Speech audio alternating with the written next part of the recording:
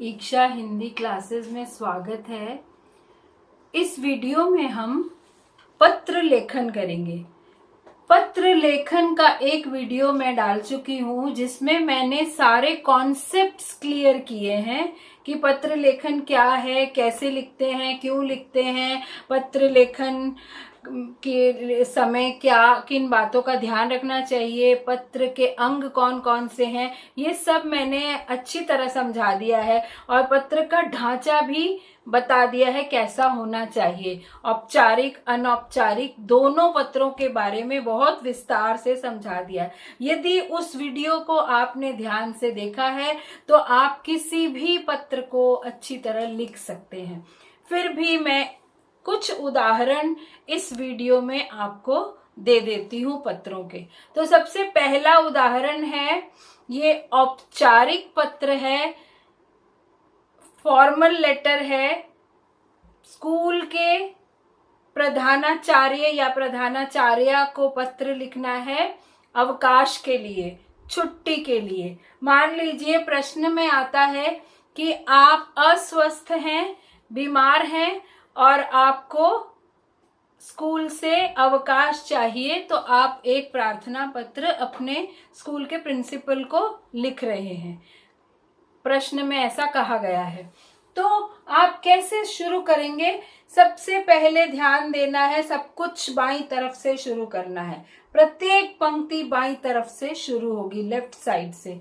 तो हमेशा औपचारिक पत्र में ऊपर, जैसे इंग्लिश में टू लिखते हैं, हिंदी में सेवा में लिखते हैं। औपचारिक पत्र में हमेशा सेवा में लिखना होगा। तो सेवा में लिखकर कॉमा, श्रीयुत प्रधानाचार्य, या यदि आपके स्कूल की प्रिंसिपल महिला है तो श्रीमती प्रधानाचार्या, श्रीयुत प्रधानाचार्य यदि पुरुष हैं और श्रीमती प्रधानाचार्या यदि महिला है। उसके बाद स्कूल का नाम लिखना है। जैसे मैंने यहाँ लिखा केंद्रीय विद्यालय टैगोर गार्डन। अब एक बात ध्यान रखिए, जो छात्र बोर्ड एग्जाम दे रहे हैं वे अपने किसी भी पत्र में अपने स्कूल का नाम, अपना रोल नंबर, अपना नाम रिवील नहीं करेंगे, नहीं लिखेंगे। उसके स्थान पर क ख ग लिख सकते हैं। जैसे यहाँ मैंने लिखा केंद्रीय विद्यालय, तो लिख सकते हैं क ख ग विद्यालय। उसके बाद टैगोर गार्डन के बदले लिख सकते हैं अ ब स गार्डन, नई दिल्ली।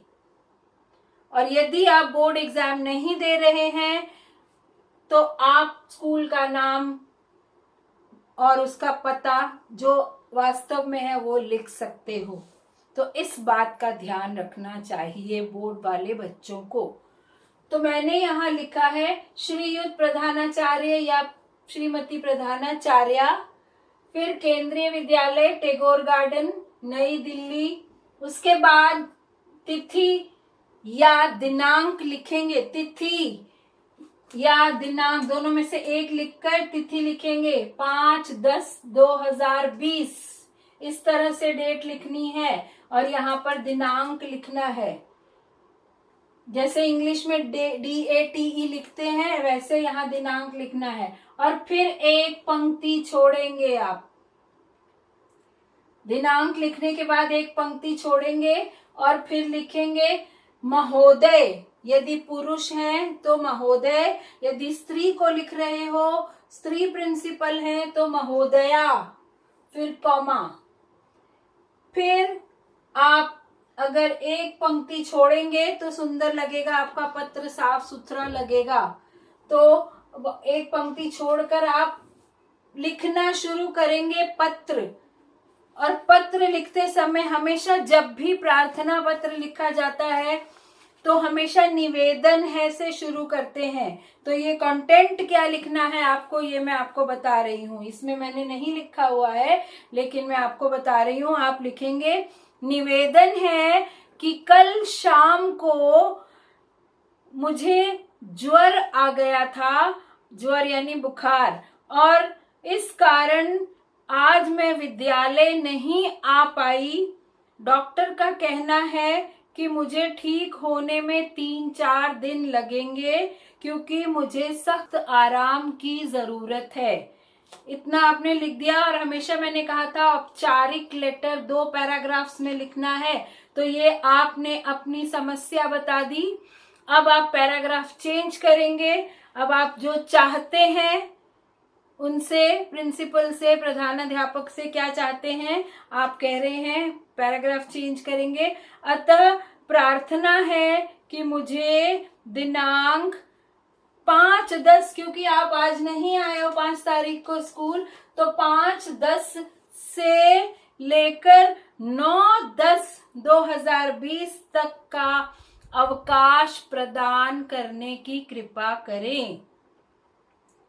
बस कृपा करें लिख दिया आपने। इसके बाद आप फिर यहाँ आपका पत्र खत्म हुआ, कंटेंट खत्म हुआ, फिर बाईं तरफ आप नीचे लिखेंगे। अगर आप एक पंक्ति छोड़ देंगे यहाँ तो आपका पत्र बिल्कुल साफ सुथरा लगेगा। इसके बाद बाईं तरफ ही लिखेंगे आज्ञाकारी शिष्य। अगर लड़का है तो आज्ञाकारी शिष्य लिखेगा, लड़की है तो आज्ञाकारिणी शिष्या, और अपनी क्लास लिखेंगे, नाम लिखेंगे पहले, आज्ञाकारी शिष्या लिखकर अपना नाम लिखेंगे। फिर ध्यान रखना है यदि बोर्ड वाले छात्र हैं तो वो अपना नाम नहीं लिखेंगे, अ ब स क ख ग कुछ भी लिख सकते हैं उसके बदले, बाकी छात्र अपना नाम लिख सकते हैं। और नाम लिखने के बाद अपनी कक्षा लिखेंगे और सेक्शन लिखेंगे, जैसे 9वीं ब, 8वीं स, 10वीं अ, इस तरह से लिखकर पत्र समाप्त हो जाएगा। अब मैं दूसरा उदाहरण आपको बताती हूँ।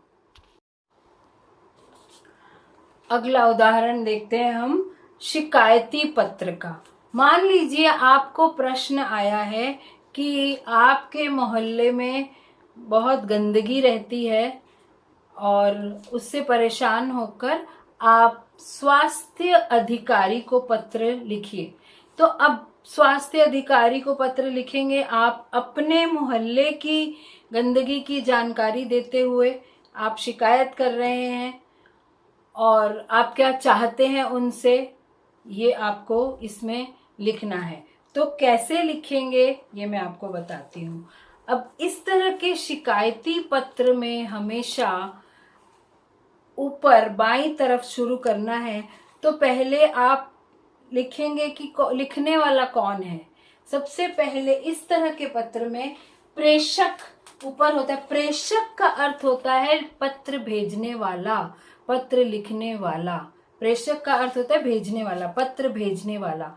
तो आप पत्र भेज रहे हो लिखकर, तो आप प्रेषक हो।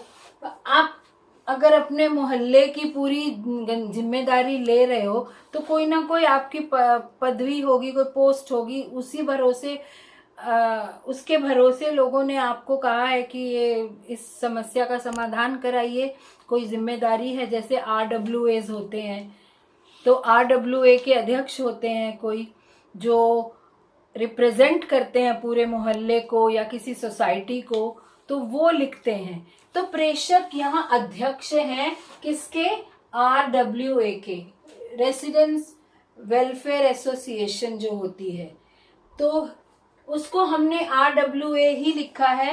वैसे हितकारिणी समिति भी बोलते हैं, लेकिन यहाँ मैंने RWA ही लिख दिया है। किस RWA के आप अध्यक्ष हो, अपना एड्रेस, इसमें अपना एड्रेस जो बोर्ड वाले हैं वो नहीं लिखेंगे, वो फिर क ख ग ही लिखेंगे, और जो बिना बोर्ड वाले छात्र हैं वो लिख सकते हैं। तो अध्यक्ष RWA B15 टैगोर गार्डन नई दिल्ली, और फिर दिनांक लिखकर अब आप सेवा में लिख रहे हो। जैसे उसमें लिखा था स्कूल के लिए, पिछले पत्र में लिखा था प्रिंसिपल को, प्रधानाचार्य को, यहाँ आप किसको लिख रहे हो, स्वास्थ्य अधिकारी। अब किसको पत्र लिखना है ये प्रश्न में दिया होगा, कि स्वास्थ्य अधिकारी को पत्र लिखना है। तो स्वास्थ्य अधिकारी किस डिपार्टमेंट में होते हैं? म्यूनिसिपल कॉरपोरेशन में, जिसको हिंदी में कहते हैं नगर महापालिका। तो नगर महापालिका के स्वास्थ्य अधिकारी को आप पत्र लिख रहे हो, ये सब जानकारी होनी चाहिए। तो सेवा में स्वास्थ्य अधिकारी, नगर महापालिका, नई दिल्ली। अब आप, क्योंकि वो देख लेंगे आप किस एरिया से पत्र आया है, उस अधिकारी को वो बता देंगे नगर पालिका वाले।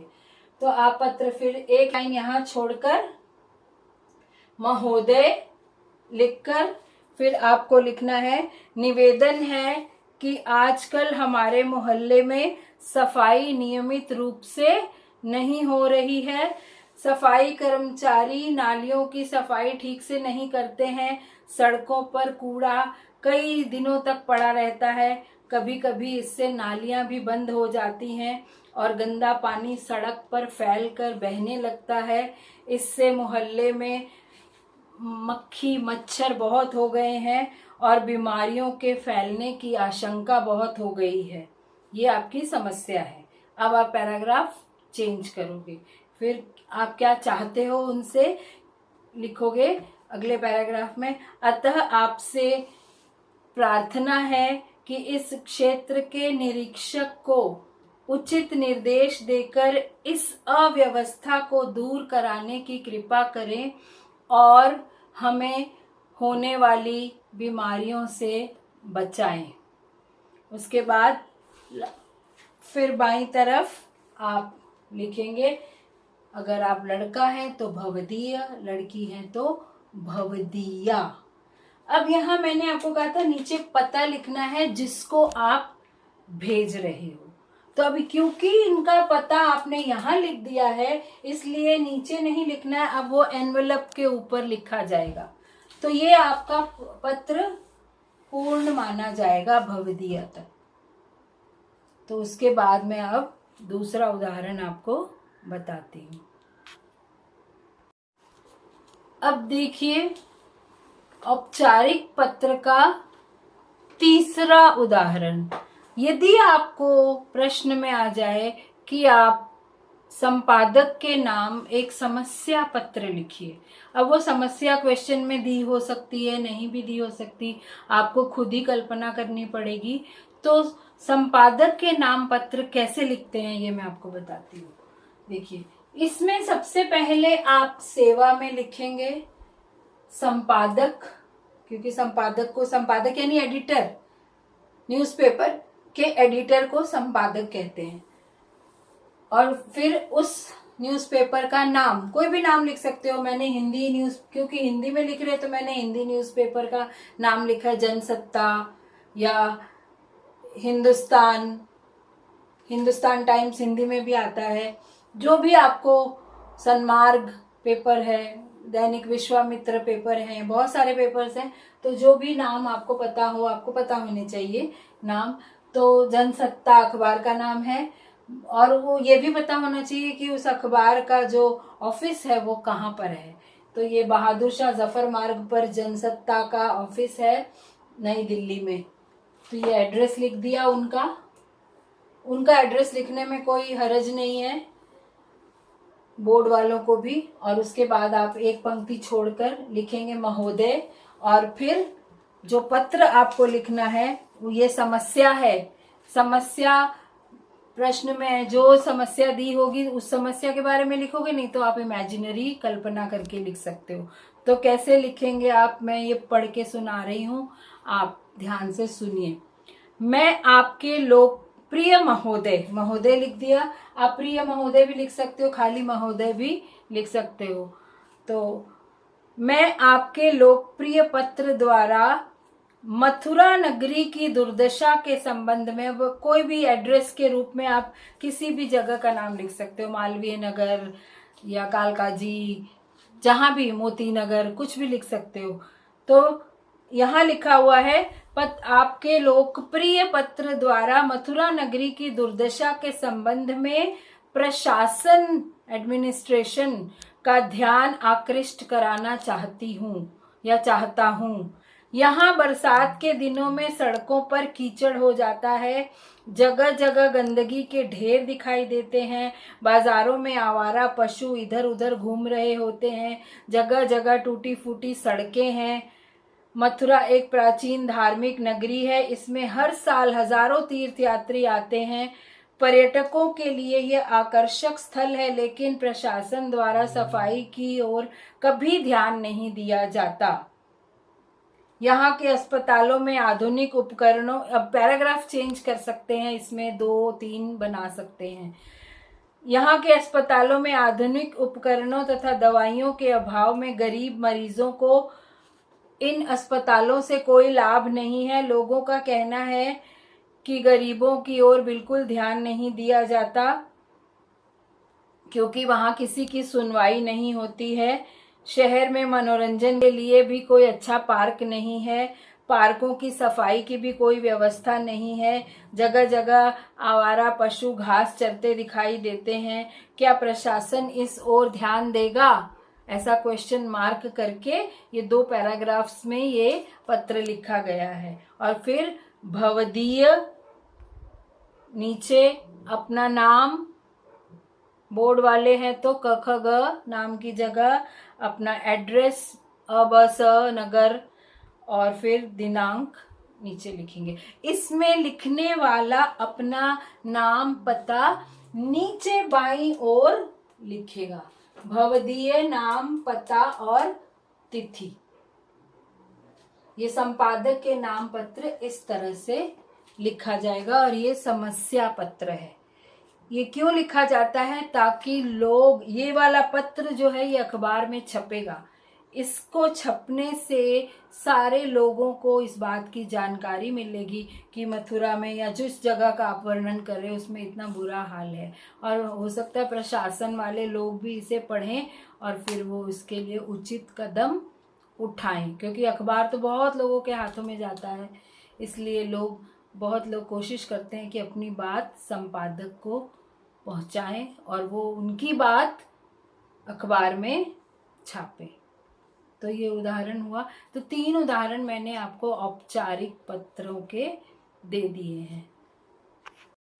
अब मैं आपको अनौपचारिक पत्र का एक उदाहरण बताती हूँ, यानी पर्सनल लेटर किसी मित्र को। मान लीजिए, भगवान न करे, किसी मित्र के पिताजी की मृत्यु हो गई है अचानक, और आपको खबर मिलती है, तो आपको कहा गया है कि आप एक संवेदना पत्र लिखिए। संवेदना मतलब किसी को धीरज देना, किसी को ढांढस बंधाना, किसी शोक प्रकट करना, एक सहानुभूति प्रकट करना, ये होता है संवेदना पत्र किसी के निधन पर, किसी की मृत्यु पर।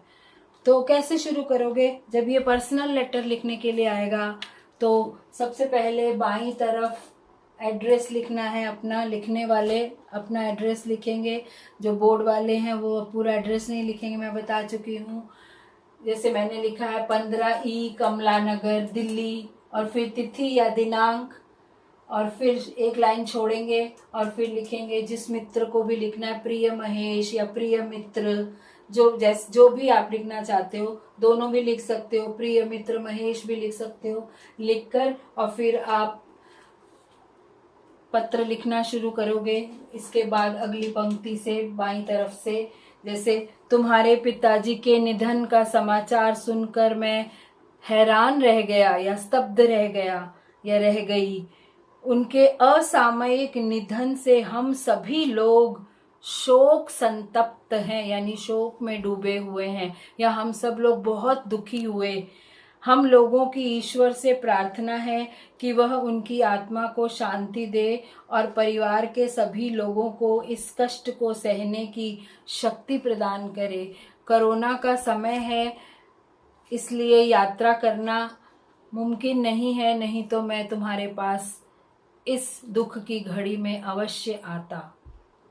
और उसके बाद समाप्त करेंगे पत्र को, और फिर लेफ्ट साइड में नीचे तुम्हारा मित्र, अपना नाम लिखना है। जो बोर्ड वाले हैं उन्होंने अपना नाम नहीं लिखना है, क ख ग लिख देंगे। तो इस तरह से पर्सनल लेटर, संवेदना पत्र, इस तरह बिल्कुल संक्षेप में, बहुत लंबी चौड़ी बातें इसमें नहीं लिखी जाती हैं। तो मैं और एक उदाहरण आपको पर्सनल लेटर का बता देती हूँ। अच्छा, अगला उदाहरण देखिए पर्सनल लेटर का, अनौपचारिक पत्र का पिताजी को। मान लीजिए आपके पिताजी बाहर नौकरी करते हैं और आप अपने पिताजी को पत्र लिख रहे हो। आपको प्रश्न में ये कहा गया है कि अपने विद्यालय के वार्षिक पुरस्कार वितरण समारोह का वर्णन करते हुए पिताजी को पत्र लिखिए। एनुअल प्राइज डिस्ट्रीब्यूशन का वर्णन कीजिए। तो आप कैसे लिखोगे? सबसे पहले ऊपर मान लीजिए आप भागलपुर में रहते हैं तो अपना पता लिखेंगे भागलपुर, और फिर तिथि दिनांक, फिर एक पंक्ति छोड़ देंगे, फिर लिखेंगे पूज्य पिताजी, सादर प्रणाम, बड़े हैं पिताजी तो सादर प्रणाम, और फिर आप पत्र शुरू करेंगे यहाँ से। तो ये पर्सनल लेटर है, इसको अपने मन के उद्गार, अपने मन के भाव व्यक्त इसमें कर सकते हैं अच्छी तरह से। तो आप कैसे शुरू करेंगे? आपको यह जानकर प्रसन्नता होगी कि हमारे स्कूल का वार्षिक पुरस्कार वितरण समारोह कल संपन्न हुआ और उसमें मुझे 2 पुरस्कार मिले। 1 सप्ताह पूर्व से ही इस समारोह की तैयारी हो रही थी। स्कूल का हॉल अच्छी तरह सजाया गया था और हमारे राज्य के राज्यपाल इस समारोह के अध्यक्ष थे, चीफ गेस्ट बनकर आए थे। निश्चित समय पर राज्यपाल स्कूल में पधारे। द्वार पर प्रधानाध्यापक और शिक्षकों ने उनका स्वागत किया और कार्यक्रम का प्रारंभ 2 छात्रों द्वारा स्वागत गान से हुआ। उन्होंने राज्यपाल को माला पहनाई। उसके बाद प्रधानाध्यापक ने एक रिपोर्ट पढ़ी जिसमें स्कूल के इतिहास एवं उसकी प्रगति की चर्चा की गई। इसके उपरांत संगीत, नृत्य एवं अन्य सांस्कृतिक कार्यक्रम प्रस्तुत किए गए। इसके बाद पुरस्कार वितरण आरंभ हुआ। राज्यपाल पुरस्कार पाने वाले छात्रों से हाथ मिलाते जाते थे। पुरस्कार पाने वाला विद्यार्थी पुरस्कार ग्रहण कर बहुत ही प्रसन्नता से उनके साथ हाथ मिलाता और उनके आगे सर झुकाकर प्रणाम करता था। मुझे भी 2 पुरस्कार मिले। अंत में अध्यक्ष ने एक छोटा शिक्षाप्रद भाषण भी दिया और हम सब ने राज्यपाल जी के साथ फोटो भी खिंचवाए। उन्होंने अपने भाषण में हमें अनुशासन प्रिय होने की सलाह भी दी। इसके बाद प्रधानाध्यापक ने राज्यपाल एवं सभी मेहमानों का धन्यवाद किया और जनगण मन के साथ हमारा कार्यक्रम संपन्न हुआ। माँ ठीक है, आप अपना ध्यान रखें। और फिर यहाँ समाप्त हो जाएगा पत्र और फिर आप बाईं तरफ लिखेंगे आपका आज्ञाकारी पुत्र या आपकी आज्ञाकारिणी पुत्री, और अपना नाम, बोर्ड वाले अपना नाम नहीं लिखेंगे, क ख ग लिखेंगे। और फिर जहाँ पिताजी को पत्र भेजना है वो पता बाईं तरफ नीचे लिखेंगे। बस ये इस तरह से पत्र लिखे जाते हैं। अगर आप पिताजी का पता नीचे बाईं तरफ नहीं भी लिखेंगे तो भी जहां आपने आपका आज्ञाकारी पुत्र या पुत्री लिखा वहां पत्र समाप्त हो जाएगा। तो ये इतने उदाहरण मैंने दे दिए हैं। पत्रों की तो कोई सीमा है ही नहीं, अनगिनत उदाहरण दिए जा सकते हैं। यदि आपको और भी उदाहरण चाहिए, कोई खास पत्र आप चाहते हो कि मैं आपको बताऊं कैसे लिखना है, तो प्लीज़ कमेंट बॉक्स में लिख दीजिए। मैं उसी वक्त डाल दूंगी वीडियो उस पत्र का वर्णन करते हुए। तो मेरे चैनल को सब्सक्राइब कर दीजिए और लाइक कीजिए, शेयर कीजिए और खूब मन लगा के पढ़िए।